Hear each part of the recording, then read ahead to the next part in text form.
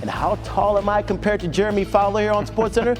That is also confidential, America. Your personality is like 6'10", man. That's all that matters. All right. So Aaron Rodgers finally decided to sign with the Pittsburgh Steelers and once considered to sign with the Minnesota Vikings. They've gone with J.J. McCarthy, a guy who hurt his knee during his rookie season. So how much confidence do they have in him coming off of that injury? Well, Scooby, I thought it was supposed to be confidential. We're not supposed to share this with the public. We're going to do this for America. So, as was told to me, the Vikings feel like J.J. McCarthy in day 9 of these offseason workouts was a lot stronger than day 1. Coming off that knee issue, they knew he could start a little slowly, but they like the way he's throwing the ball. They feel very comfortable with where he's at going into training camp. They didn't sign Rodgers and went with McCarthy because they believe in their 3-year plan. A young quarterback they like on a rookie scale, so they'll be aggressive on the roster without him. They believe they can win a Super Bowl in the next 3 years. Now you got the Colts. Daniel Jones making his move a little bit. Minicamp taking those first-team reps with Anthony Richardson resting his shoulder. Richardson plans to be back for training camp for that battle, but I was told Jones was a fast processor at the line of scrimmage, good chemistry with his receivers. He was, quote, very sharp, as was told to me, in minicamp as the guy. So it's going to be fascinating once they hit camp in that battle. Then you got the New York Jets. So they're all in, buying the expectations of new head coach Aaron Glenn. They got 2 stars that they could potentially pay.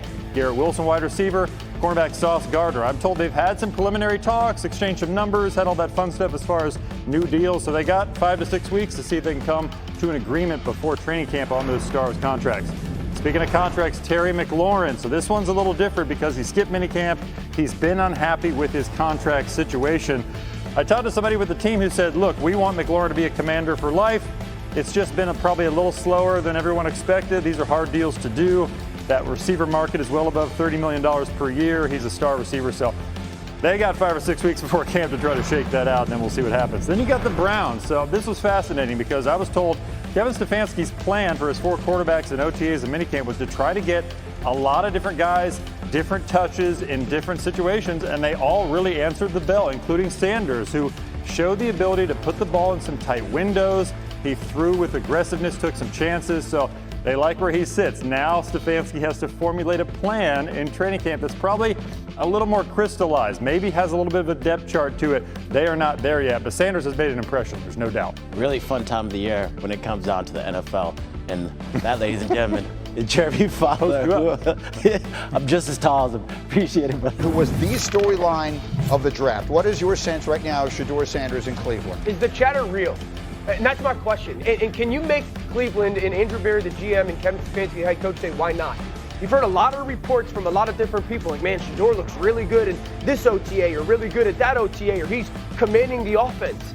And now you're going into minicamp. Can Shedeur continue that positive chatter, if it's real, and get that organization to sit back and say, you know what, why not start him? Why not see what he has this year? Because either you figure out who your starter is moving forward, or you weaponize those 2 first-round picks in Cleveland for the 26th draft. Well, so look, I agree with you. You have to figure out if you don't have your quarterback of the future on the roster this season, which means that even if Joe Flacco starts the year, unless they stun the world and are winning a lot of games, you've got to make sure you know what you have in Dylan Gabriel, who you drafted, and Shedeur Sanders, and maybe to some degree Kenny Pickett. That has to be the plan in Cleveland, right? The league spoke when he wasn't taken in the first round, but I don't think anybody expected him to go in the 5th round. That felt very personal to Shedeur.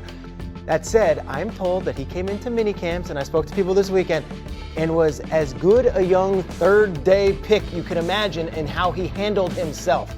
Now, you're asking him to find a way to not only get on this roster, which he will, but to then be able to get reps in training camp and then win the job. That's asking a lot.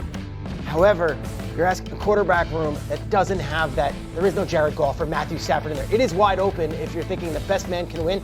He might have the most skills. It's just really hard as a day 3 pick to do that in June. He's going to have to do it in August. You know, and listen, I'm wrong so often that I'm allowed to point out when I was right. The week after the draft, I said, just watch. The stories coming out of there are going to be, oh, Browns pleasantly surprised with what they see from Shedeur. They have every reason in the world to want this to work. He has a 5 next to his name as a 5th-round pick, but he was at worst a 2nd-round talent. There's every reason in the world where they could come out of this looking like the same geniuses that San Francisco looks like for taking Brock Purdy where they did. There's nothing but upside for Cleveland in this. Absolutely. And listen, if I'm the Cleveland Browns, I know what Joe Flacco is. Right. I pretty much know what Kenny Pickett is. He's been on like 3 teams in 3 years. I need to know what these other guys are. But he was drafted behind Dylan Gabriel for a reason by the organization. So listen, he's got to be methodical in trying to get up, trying to get up there and earn some playing time with the Cleveland Browns. I think June does matter. I know it's August, he has to go do it. But again, the chatter, at least a lot of the reports are that it's this. So can he do it in a mini camp when probably going to get more veterans in this situation, probably have more opportunities to maybe run the number 2 offense versus the number 1 defense? So all you're trying to do is get yourself into that setting where you force the conversation to be had around a table like this, being like, hey, how do we want to change the way we were going to go about this in August? Do we want to give him more reps in a preseason game 1 with our starters? I've been waiting for several weeks now to get you back in here so I can ask you this question. There are some have these talents that just jump off the page, right? If he's got a cannon for an arm or if he can run like Lamar Jackson or whatever, I can see where that would be easy to identify in any setting. Yes. Shedeur Sanders' superpowers are the opposite of that, right? They're all the things that actually make quarterbacks good. They're processing and reading the defense and all that. I'm asking you, my quarterback, does that stuff become obvious in training camp scenarios? Fast. They'll see that fast? Fast. Then he's going to look great quickly. And let me say this. If this offense is going under Kevin Stefanski, at least rumors to what it was a couple years ago, he's perfect for it. Because he's perfect for the under center, play action, control the line of scrimmage, see the defense, get from 1 to 2 to 3 quickly, or 1 to 2 to 3, he's got to do it more quickly. But he's custom made for that. But the way that he thinks and the way that he can see something on the board, take it to a walkthrough, and then bring it to a practice, that's how you win. I also think the things that affected his draft stock, which might have been the fact he's never played for a head coach other than his father, the fact that he didn't have an agent, the fact that he didn't do any of the pre-draft workouts or attend the combine in a way where he's going to compete, none of that matters now. That's all. He got burned for all that, and he got stung, and he ate that for at least a weekend where he's getting prank called, and he's the story, and everyone's either making him a villain or a victim. It's all done now. You are an NFL player. It's all upside. None of that stuff matters. Finish it up, T-Wood. No, that's the thing. That's the thing for me. The stuff you talk, we've been talking about all the draft and pre-draft, but the superpowers that he has from the neck up, to me, that will help him get on the field faster than anything else will. He has to force that organization to play him because he's so impressive. And it will start this week, and then it will start for them to say, let's give him reps versus our number 1 defense in training camp and see how he does. I totally understand why you say that, because he's a 5th-round pick, but the circumstances in his case are so unique, I actually think they should want it to. Oh, I've been very adamant. If I was Cleveland, Dylan Gabriel, Shedeur Sanders would be my starting quarterback. One or the other. Day 1. Yeah, day 1. Maybe day 1, and if not, then pretty soon. Yes. Let Flacco, get beat up a little bit early by that schedule. No disrespect, Joe. And then we'll see what winds up. Xin chào tất cả mọi người. Hôm nay mình sẽ hướng dẫn các bạn gấp một con vịt màu xanh như thế này nhá. Bây giờ các bạn phải làm cùng mình luôn nhé. Rồi, ok. Để bắt đầu phải làm thì các bạn sẽ chuẩn bị cho mình những dụng cụ như sau. Ở đây mình có chuẩn bị một tờ giấy màu xanh dương này. Tiếp theo các bạn sẽ chuẩn bị cho mình một cây bút chì, một cây kéo, một cái thước, và cuối cùng là một cây súng bắn keo nhé. Đó, các bạn sẽ chuẩn bị cho mình các cái dụng cụ như vậy nhé.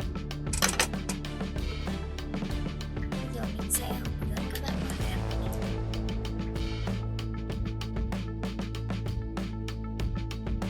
Các bạn sẽ đo cho mình kích thước của cái tờ giấy này. Mình sẽ đo là 14 cm.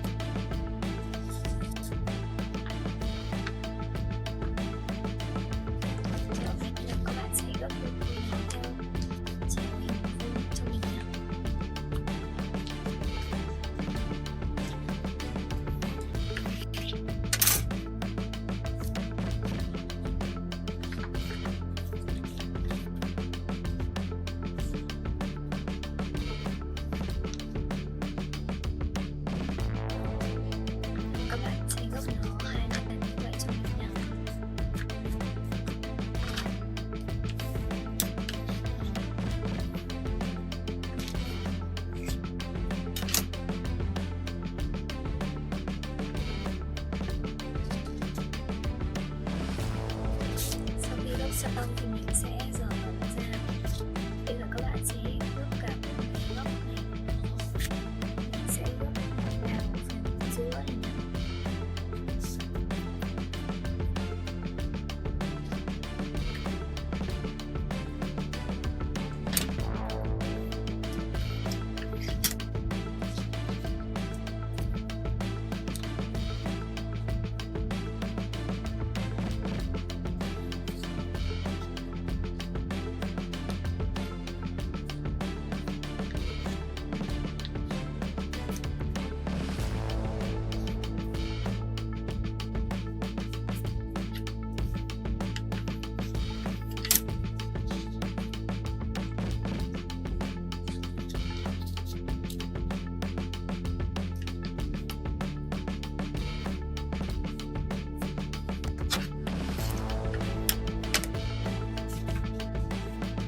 Sau các bạn sẽ gấp các bạn bốn góc này vào phần giữa như vậy cho mình nhé.